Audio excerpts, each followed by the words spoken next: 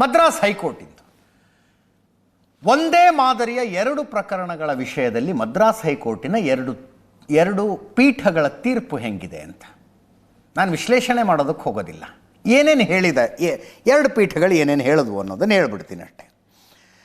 ಒಂದು ಅರ್ಜಿ ಬರುತ್ತೆ ಜುಲೈ 16ನೇ ತಾರೀಕು ಮದ್ರಾಸ್ ಹೈಕೋರ್ಟ್ ಮುಂದೆ. ನನ್ನ ಮನೆಯ ಪಕ್ಕದಲ್ಲಿ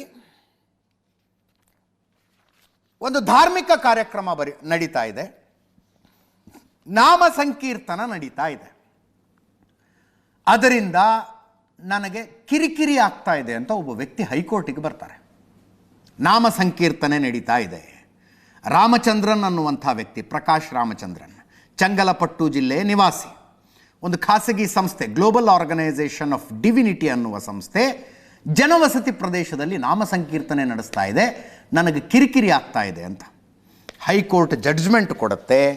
ಜಿಲ್ಲಾಧಿಕಾರಿಗಳ ಅನುಮತಿ ಇಲ್ಲದೆ ಇಂಥ ನಾಮ ಸಂಕೀರ್ತನೆಗಳು ನಡೀಬಾರ್ದು, ಗದ್ದಲದ ಪ್ರಾರ್ಥನೆಯಿಂದ ನಿವಾಸಿಗಳಿಗೆ ಕಿರಿಕಿರಿ ಆಗತ್ತೆ, ಜನವಸತಿ ಪ್ರದೇಶದಲ್ಲಿ ಇಂಥವನ್ನೆಲ್ಲ ನಡೆಸೋದಕ್ಕೆ ಬಿಡಬಾರ್ದು. ಅಂತಿಮವಾಗಿ ದೇವ್ರನ್ನ ಅರ್ಥ ಮಾಡ್ಕೊಂಡಾಗ ಜೋರಾಗಿ ಪ್ರಾರ್ಥನೆ ಮಾಡೋ ಅವಶ್ಯಕತೆಯೇ ಇಲ್ಲ ಅನ್ನೋದು ಅರ್ಥ ಆಗುತ್ತೆ ಅಂತ ಒಂದು ತೀರ್ಪು ಬರುತ್ತೆ. ಆನಂದ ವೆಂಕಟೇಶ್ ಮದ್ರಾಸ್ ಹೈಕೋರ್ಟಿನ ನ್ಯಾಯಮೂರ್ತಿಗಳು ತೀರ್ಪು ಕೊಡ್ತಾರೆ. 2022 ಫೆಬ್ರವರಿಲಿ ಇಂಥದ್ದೇ ಒಂದು ಪ್ರಕರಣ ನಡೆದಿರುತ್ತೆ. ನನ್ನ ಮನೆ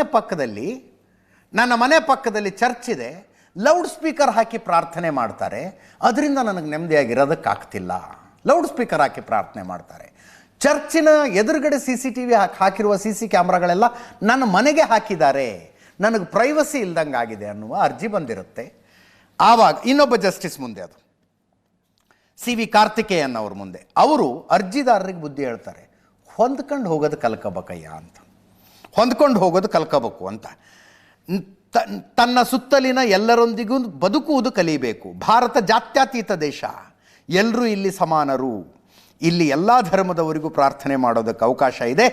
ಇಂಥ ಸಮಸ್ಯೆಗಳ ಬಗ್ಗೆ ಅರ್ಜಿದಾರರು ದೂರ ಹೇಳಬಾರ್ದು ಅಂತ.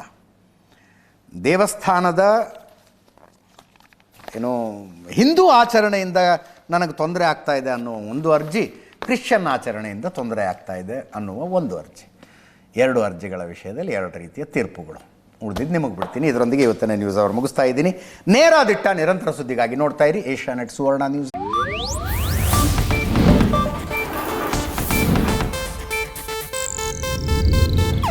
ಇದು ಏಷ್ಯಾನೆಟ್ ನ್ಯೂಸ್ ನೆಟ್ವರ್ಕ್ ಪ್ರಸ್ತುತಿ.